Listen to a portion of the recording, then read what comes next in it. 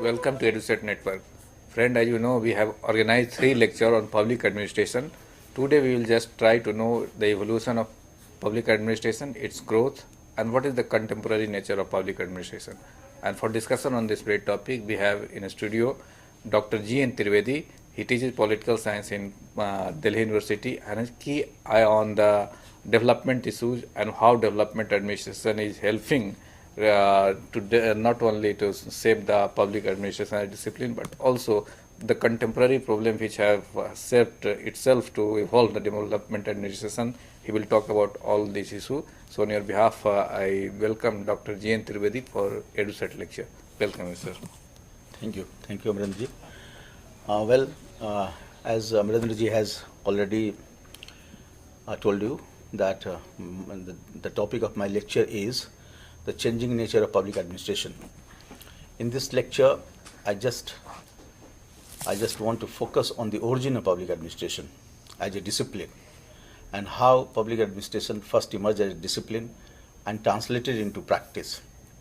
Because discipline is something which is related with ideas, academics, but practice is something which is related with formulation, execution, implementation.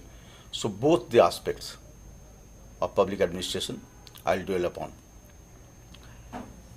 And then the break, in origin, in the beginning, public administration was something else, but with the passage of time, it acquired new nature, new characteristics.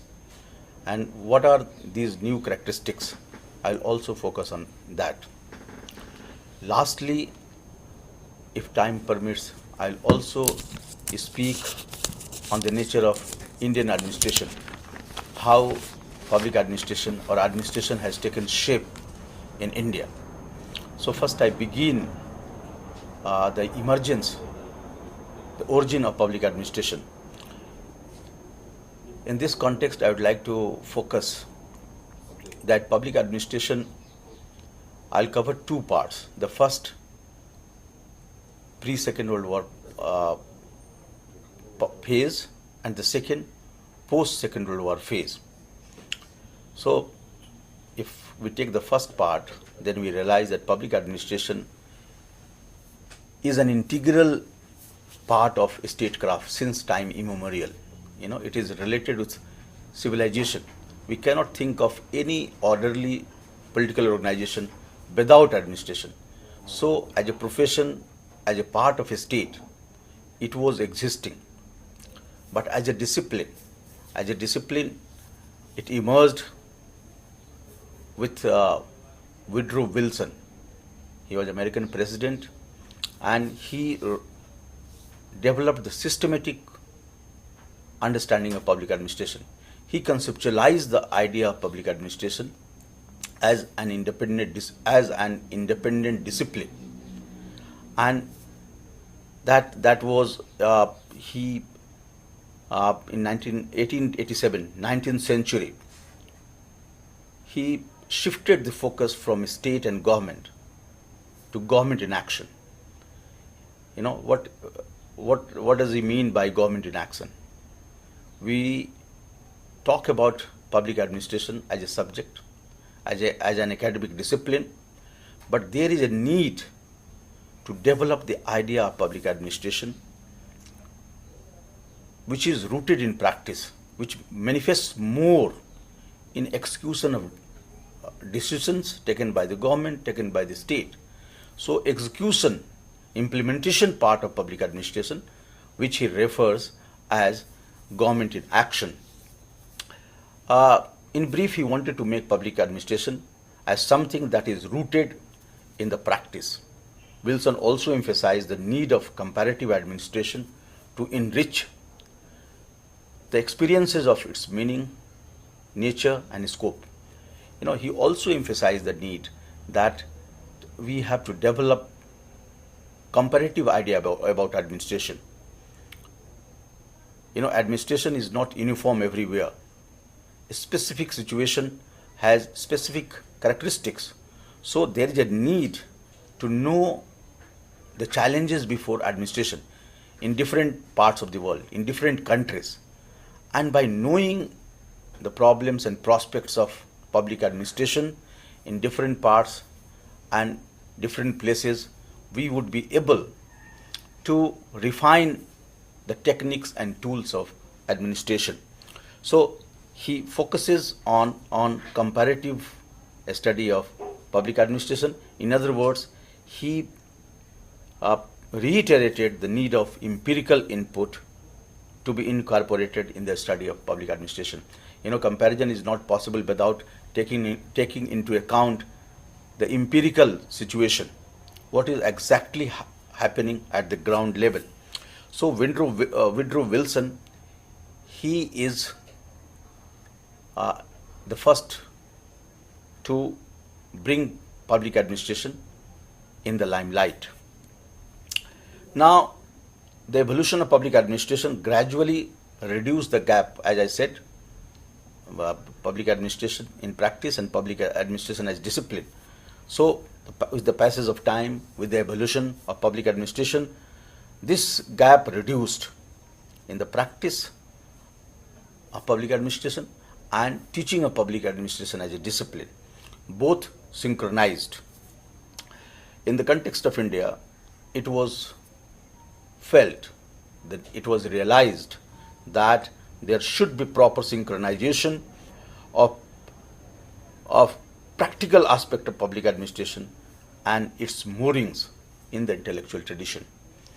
Something emerging out of intellectual tradition, something comes out of deep thinking.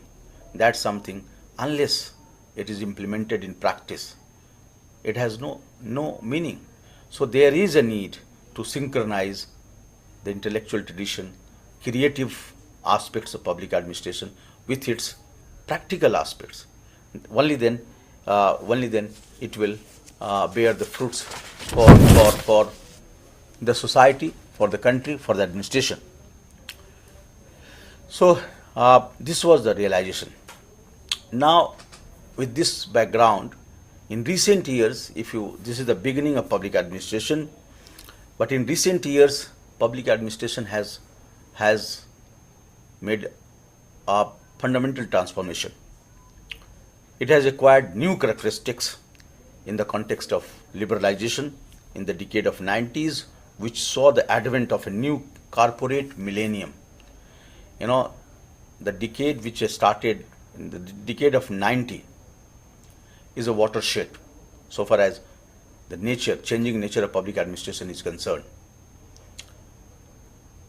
It is a watershed because the basic premise of public administration rests on some sort of the idea of a state, that a state would play important role. And this continued for a fairly long time. So now we find rupture with the decade of 90s, and that rupture is in the sense that now the role of a state is going down, and it is as I said, it is a corporate millennium. Now different actors, they are calling the shot. Market is accorded significant place in administration, in addressing the problems of the people. So this resulted in a movement towards a new era of corporate millennium. Important structural as well as ideological changes have contributed to the changing character of public administration. Thus, the nature of public administration has substantially changed, and it has adopted the character of corporate governance. So this is the present state of public administration, on which I'll later on I elaborate this point in detail. Now, there are several approaches to conceptualize the evolution of public administration, but I don't want to identify all these approaches. For the convenience of this lecture, I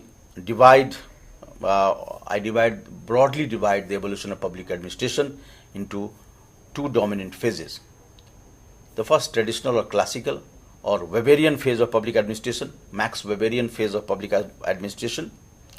The second is a non-classical, behavioral or non-Weberian phase of public administration.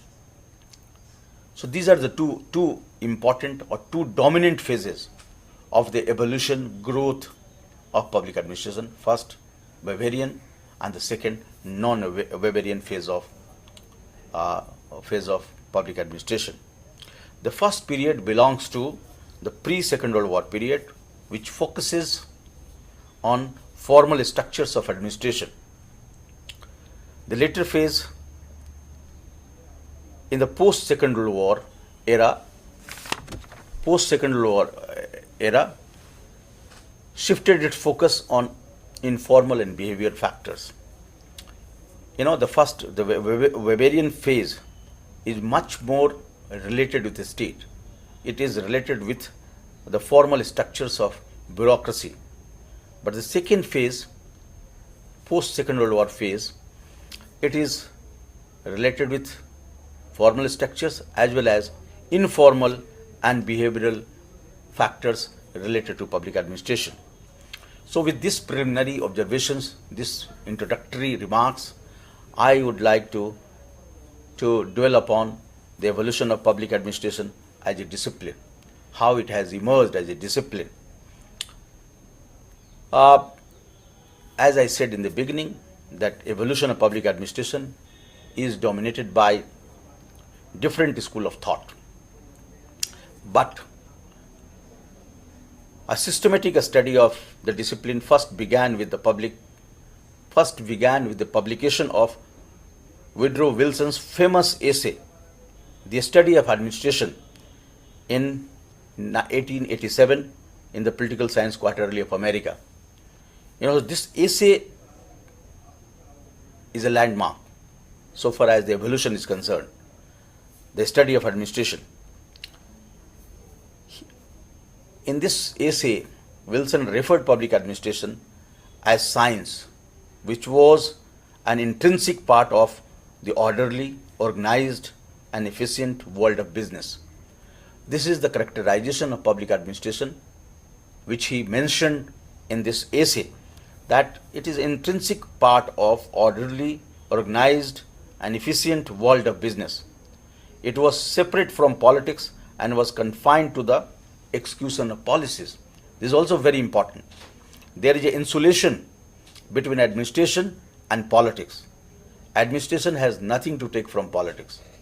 It has to confine itself to the execution of policies. It has nothing to take from politics. So he also focuses on the need of separation of administration and politics. Now the justification, why there is why so much emphasis on insulation of administration from politics. The justification for politics administration dichotomy laid the foundation for identifying objective principles and scientific functions of administration. This is the background, this is the basis which enabled, which facilitated the process of identifying objective principles and specific functions of administration. In this context, I would like to quote Frank Goodenough, an advocate of juridical approach.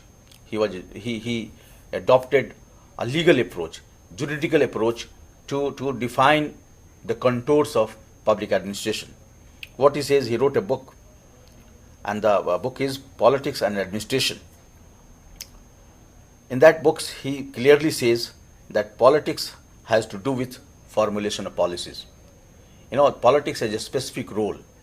Politics and state, they are mainly concerned with the formulation of policies. This is the domain of the state and politics. And politics represents the will of the people. Politics gives effectiveness to the expression of the people. So, and how does politics or how does a state give effectiveness to the will of the people? By formulating policies. But administration is more concerned with the execution of these policies. Administration is not representing the will of the people. Administration is accountable to the political bosses. They are not accountable to the people. So their legitimacy is in the overall state system. So what Frank says, that the administration or bureaucrats, they have to execute these policies framed by the state. Thus, public administration was defined in a narrower sense, which was apolitical in nature. So it clearly emerges out that it is apolitical. It concern doesn't lie in the realm of politics. It concern lies only in the realm of implementation. Now we further proceed, and then we find in 1920s public administration began picking up academic legitimacy when Leonard D. White's book Introduction to the Study of Public Administration in 1926 reflected the general characteristics of administration as non-partisan. In this book, Leonard D. White's book is a very famous book, Introduction to the Study of Public Administration, and this book has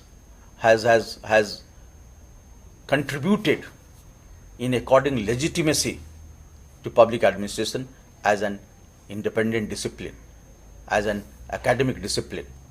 And what does he say? This book came in 1926, and he, like previous scholar, he also reiterates the need of administration to become non-partisan. Public administration was stated to be value-free. It does not have its own values. It is value-free science, and the administration in practice would aimed at economy and efficiency. It was a scientific inquiry based on facts which kept the social, psychological and behavioral factors out of its study.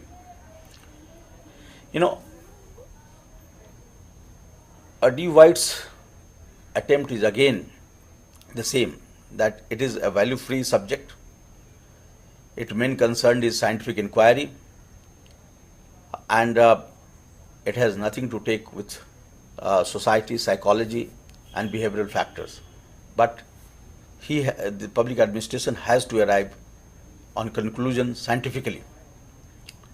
It has to adopt scientific methods to arrive at valid conclusions.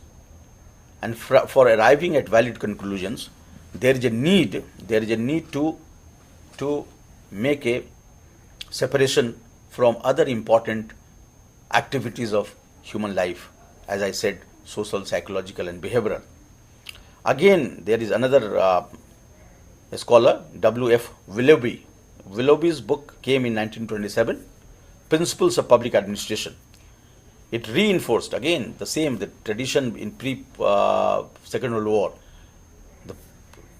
The emphasis of all these scholars was on public administration as a scientific discipline, and they all wanted to make a separation between politics and administration. So in that book, Willoughby in 27, Principles of Public Administration, he reinforced the scientific principles of administration which could be applied successfully in any administrative setting. He also emphasizes general aspects of administration. If it is scientific, if it is value-free, then that kind of public administration can be applied to any administrative setting. without any cultural difference. It doesn't matter because it is scientific and value free. So as scientific discipline, as a scientific method, it can work efficiently in any social cultural setting. In that context, I would also like to mention the structural approach to the study of public administration based on 7 principles. This is very important, and in classrooms these 7 principles are spelled out again and again. In short, it is called POSDCORB, POSDCORB.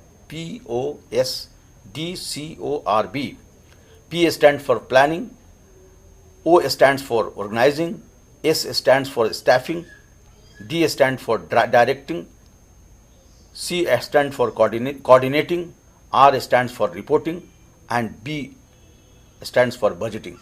All these 7 aspects, they constitute the structural aspect of public administration.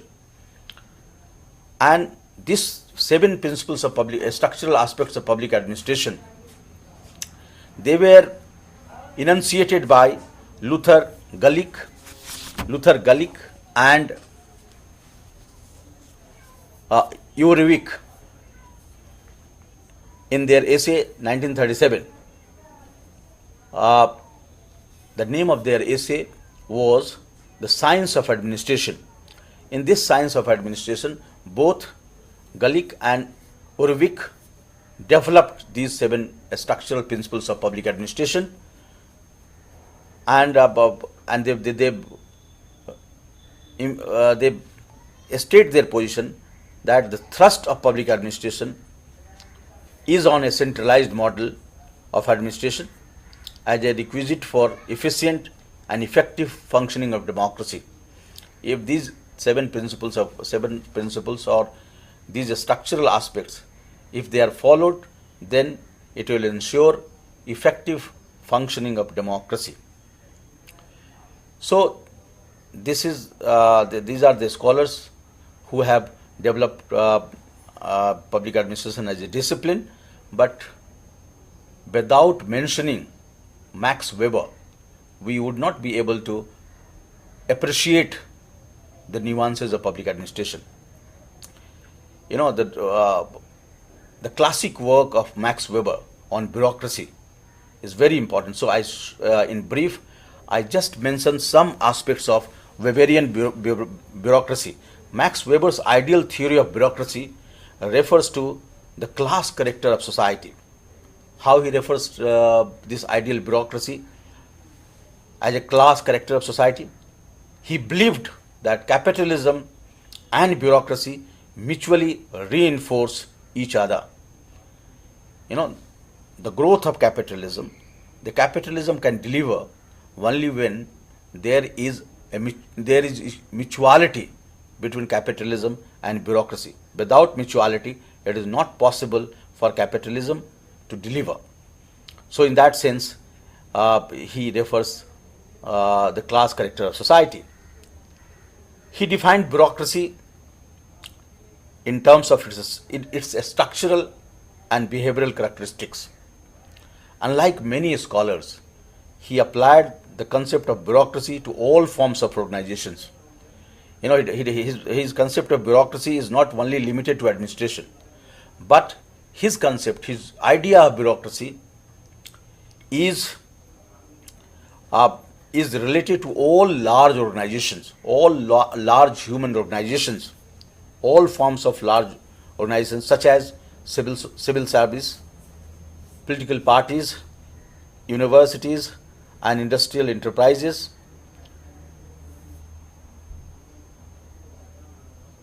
And there is a need of bureaucracy. And he says that both public and private administration, they are increasingly becoming more and more bureaucratized. So the bureaucracy is the soul of all human organizations. Without bureaucracy, without efficient bureaucracy, it is very difficult to run any organization. It is not possible. He advocated a kind of organization which is impersonal, where authority is exercised by administrators only by the virtue of office they hold. He says that bureaucracy should be based on defined hierarchy of authority, written rules and regulation, division of labor, and political neutrality. These are the characteristics features of Weberian bureaucracy.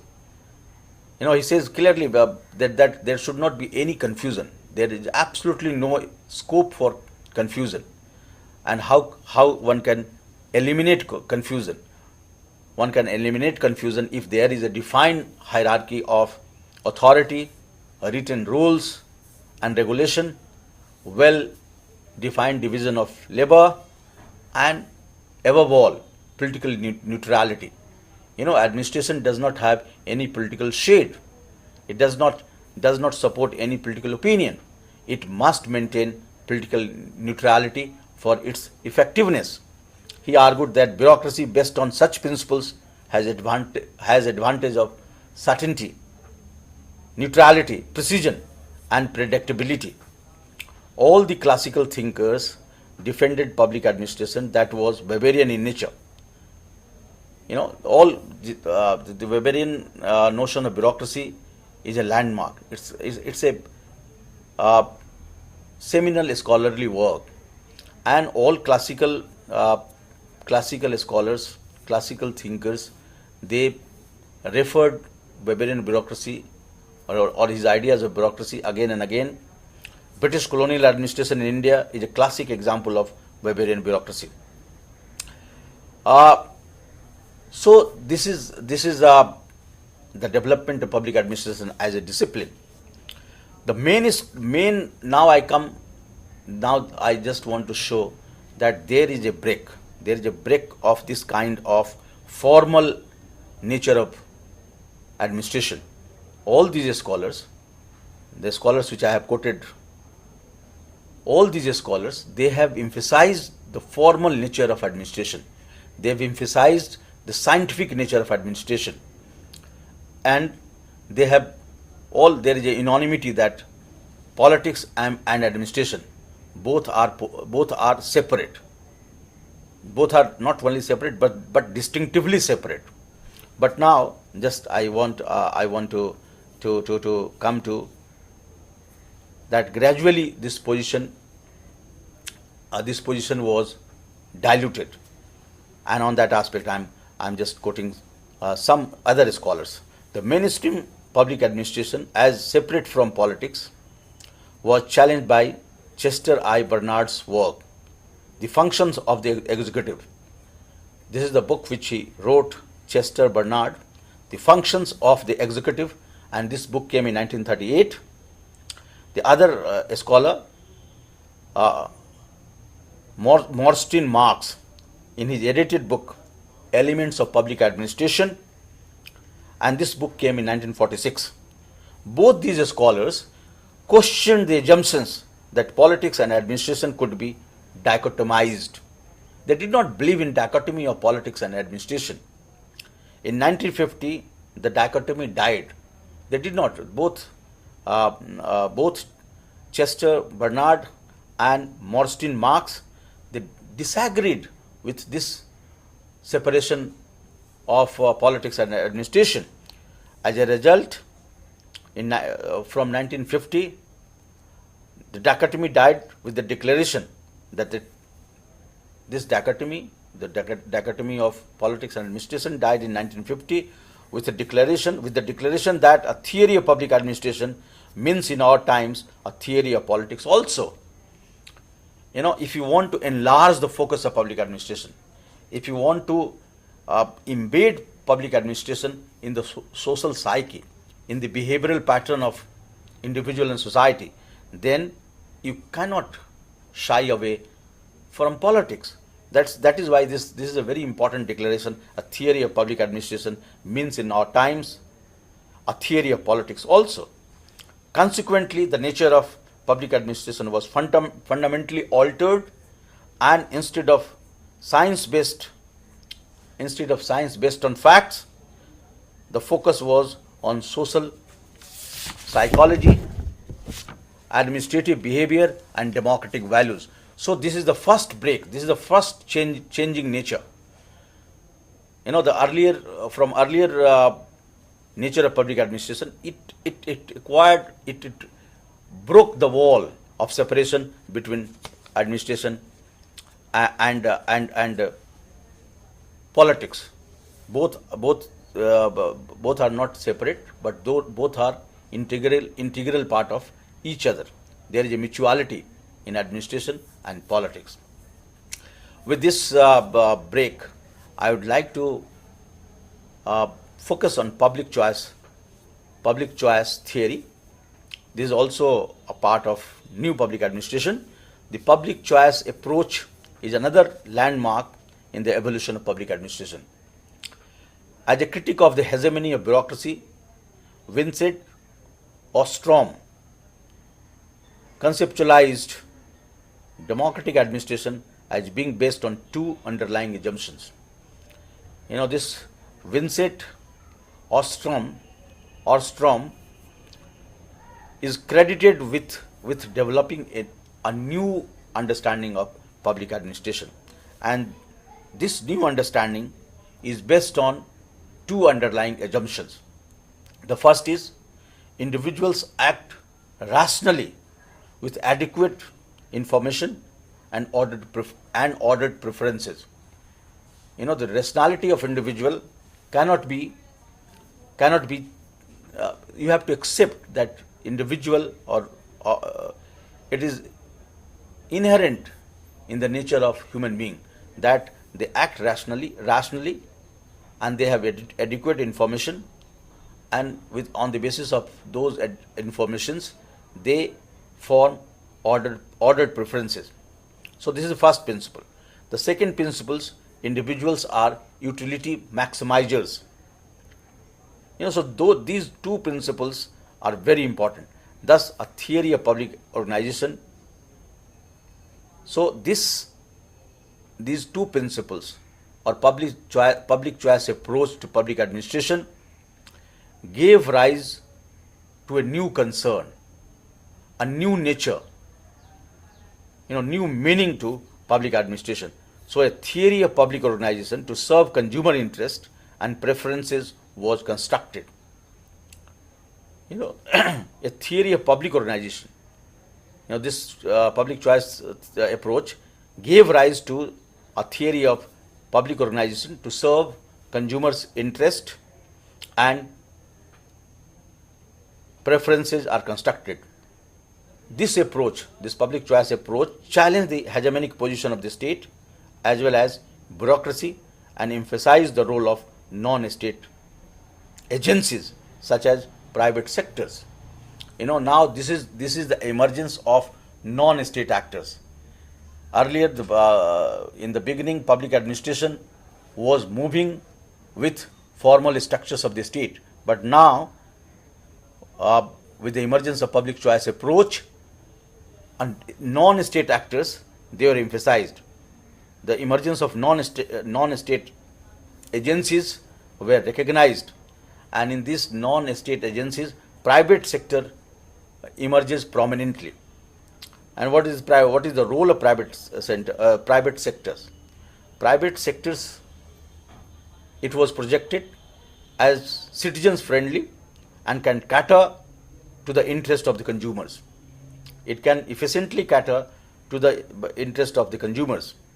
The critical theorists also believe that the public interest and bureaucratic interests are at loggerheads, and concentrating power in the hands of bureaucracy alienates it from the public.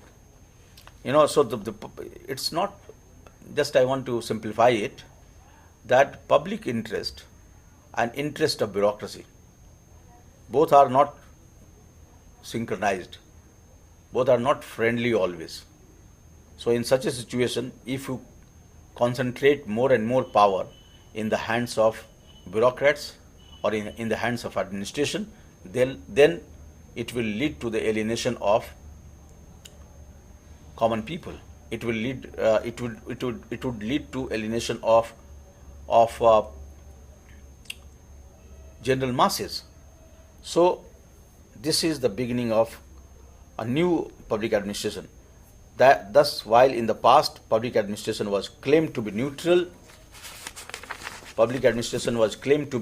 and value-free science,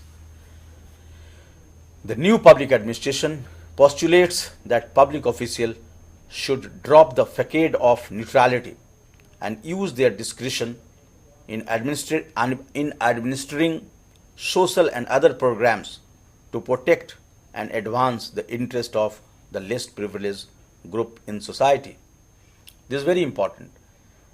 So this new emergence of new public administration, what does it say? That there is no need to keep administration away from politics.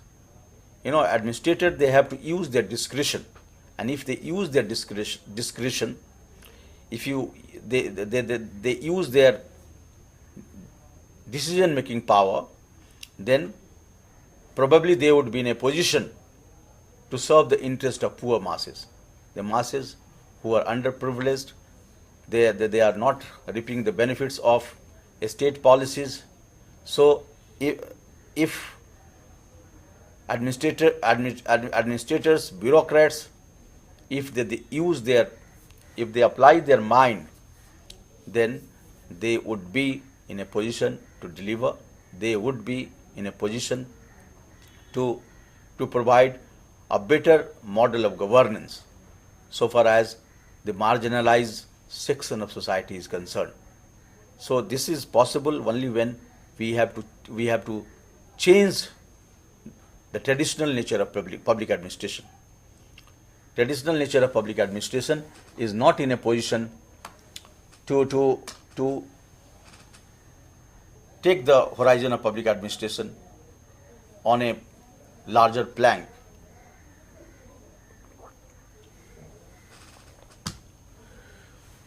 Now I come to the contemporary time of public administration. In the 90s and early 1990s, in the globalizing era, there was a need for governments to reinvent themselves, less in terms of power and hierarchy and more in terms of partnership and collaboration. This is a fundamentally different era. Or if I say that there is a paradigm shift in the direction of public administration, or there is a paradigm shift in the nature of public administration. In the era of globalization, public administration has acquired new meaning. It does not have single location. A state is not the only location from where public administration draws its sustenance. There are multiple actors involved in the task of administration, involved in the task of governance. A state is not the sole spokes or a state is not the only provider of services to the people. There are multiple actors, multiple service providers to the people. So this is a fundamental break. This is a paradigm shift. And that is why I am saying that this paradigm shift is more reflected in terms of partnership and collaboration. Now the hegemonic role of the state is challenged due to the economic reforms based on neoliberal ideologies. Neoliberal ideology, it is an ideology of market. Market is given importance. The role of a state is diminishing. The focus shifted to market mechanisms which promoted competition between diverse providers of goods and services. This shift is called new public management, which focuses on the entrepreneurial government. So today it is a catalytic government which is catalyzing all sectors, public, private and voluntary, to compete in order to maximize the level of performance and minimize the cost. Performance, efficiency, outcomes, component of they are all components of good governance. You know, the public administration in the phase of liberalization, privatization and globalization, it has developed a new idioms of administration, and this new idioms of administration is the concept of good governance. And this concept of good governance is premised on public-private partnership. It is premised on decentralization. It is premised on participation, participatory mode of governance, how to empower the local institutions of governance. That is why we find that here in India we have Panchayati Raj system and centrally sponsored schemes, centrally sponsored policies. They are implemented by local level bureaucracy or by the local political institutions of governance. Three-tier Panchayati system in India. So this is a all-pervasive feature of public administration. It is now pushing the agenda of good governance, and in this pushing the agenda of good governance, there is a need to ensure partnership. There is a need to ensure collaboration. There is a need to empower local institutions. And in this context, it is also very important that civil society organizations, they have come up in a big way to play a very important role, to play the important role of delivering. So a state is not, if there is the crisis of legitimacy for the state, then that crisis is taken care of by such type of technique of good governance. These techniques of good governance, they compensate the losses or compensates the losses of governance by the state. They play the role far more effective than the state.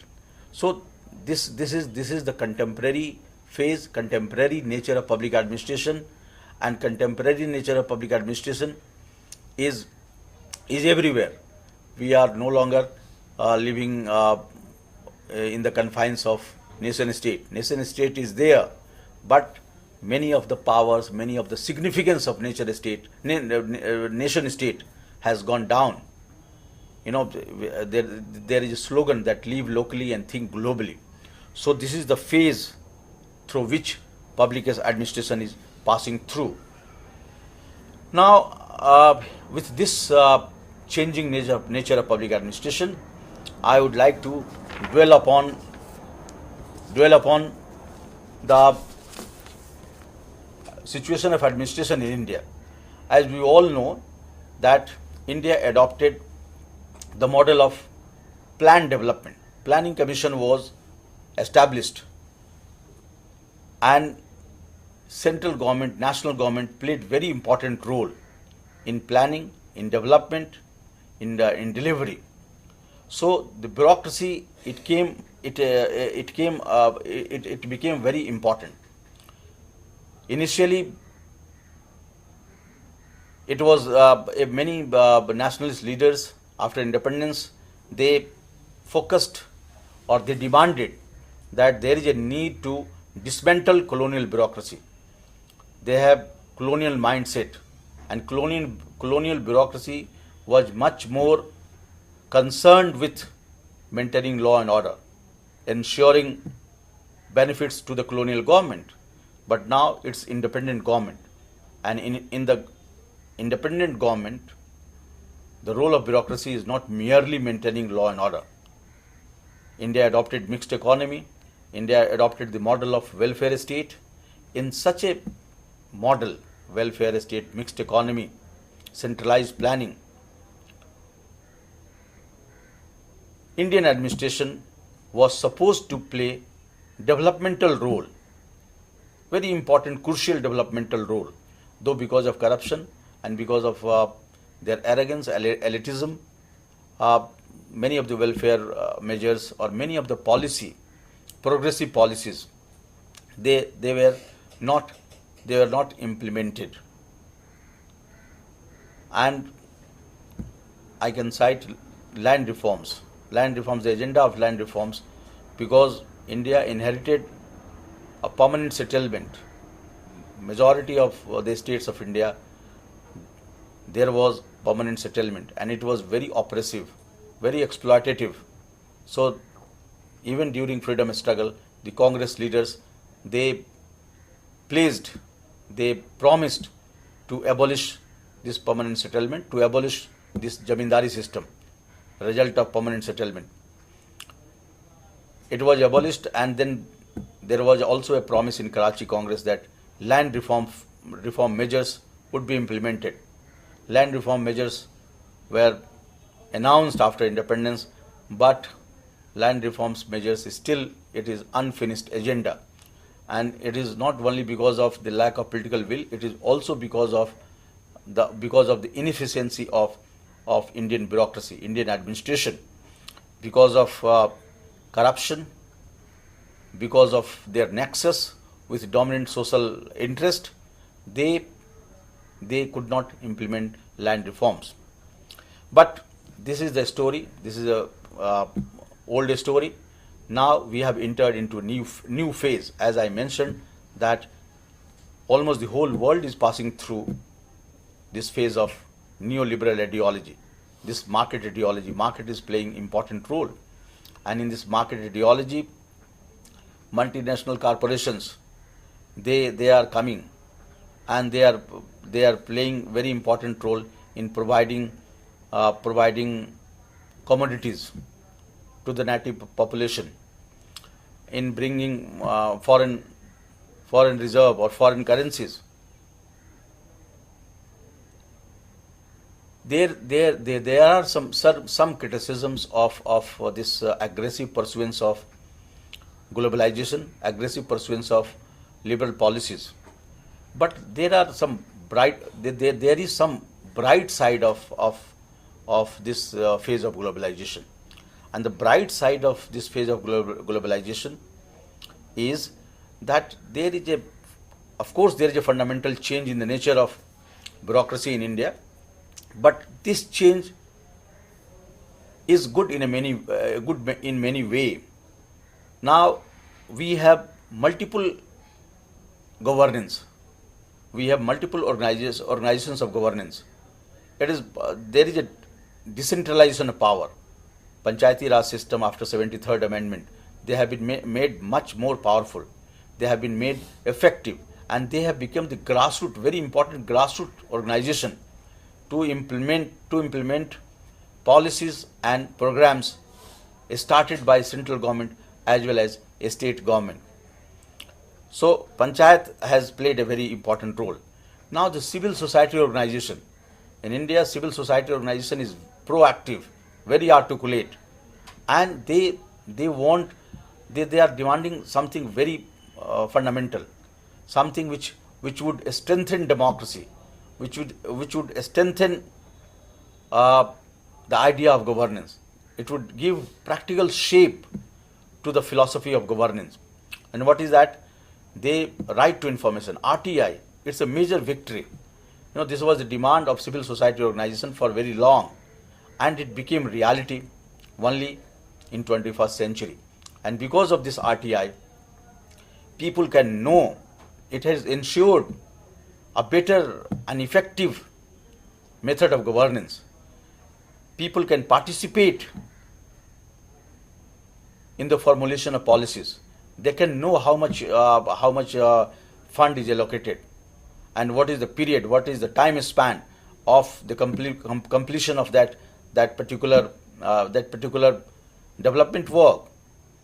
So anything which is related with the state, any development project or any development idea which is carried with the help of public fund, people have, every citizen in India, they have every right to get information. So right to information, it has given a new twist to the nature of Indian administration. Now we all know that there is a promise of Lokpal bill for last 42 years, and there is a strong movement, India Against Corruption. This movement is led by Anna Hazare. But this would give again a new twist, new dynamism, or it will bring change, revolutionary change in the mindset of the ruler and the ruled. Both are affected. There is a demand of citizens' charter. This is very important. The people, they are asked to give bribe for getting any information or for getting any legitimate work to be done by the bureaucrats. Now, citizen charter, it will ensure accountability of the administration, that the basic amenities, basic facilities, they should be provided within a stipulated time limit. Within a stipulated time limit, you have to implement that basic facilities. And if the bureaucrats or if administration or the department concerned fails to deliver in that stipulated time, then that concerned department or the concerned officials would be penalized. And licensing, passport, ration card, so many distributive aspects, so many things are related with this citizen charter. So citizen charter, still it is one of the important demands of this India Against Corruption movement, and the government has considered this demand. Many state government in India, they have already implemented citizen charters. They have made it mandatory for officials to provide basic information to the not only basic information, basic facilities within a stipulated time period. So this is very important. The last but not the least, public administration is something which is inevitable. Without administration, we cannot think of any orderly political organization. Not only a state, but any form of organized idea, organized institution cannot function in the absence of bureaucracy or in the absence of administration. So public administration is inevitable, but how to make this inevitability people's friendly? And to make this inevitability of administration people friendly, you need to develop new inputs, new creative ideas. As I said, that in India there was a demand of right to information, and that right to information, after the implementation of right to information, there is a better governance. There is accountability of not only of bureaucrats, but there is accountability of political system, political classes. Similarly, there is a demand of citizen charters. Citizen charter is what? It is something to ensure better governance, to provide basic facilities to the ruled, to the people. So what I want to say that this changing nature of public administration, it has brought in the focus that there is a need to develop new insights so far as public administration is concerned, whether here in India or anywhere. Democratic governance is possible only when we develop creative ideas, we develop interdisciplinary approach. Only then the changing nature of public administration will correspond to the demand of the people. Thank you very much. So how this evolution and the contemporary trend will lead to the behavior of a bureaucrat? Now, as I said that these novel methods, the RTI, citizen charter, these demands, citizen charter in many of the developed democracy, they have already implemented. So, because that ensures accountability. If you do not fulfill, if you do not deliver in that stipulated time, then you would be penalized. Nobody wants to be penalized. Nobody wants that his CR should be ruined. So because of these novel ideas, because of these new inputs, RTI, Citizen Charter, and multiple organs of governance, local level governance, CSOs, civil society organizations, all these actors, all these novel ideas, they have played positive role in terms of governance, in terms of ensuring accountability of bureaucrats as well as the accountability of the political class. Okay. So, well, friends, with these words, we would like to conclude the lecture here, and we will continue discussion tomorrow and day after tomorrow on administrative behaviors. So, today I thank all of you for watching the lecture. On your behalf, I also thank Dr. G.N. Trivedi for giving such an insightful lecture on the changing nature of public administration. Thank you very much.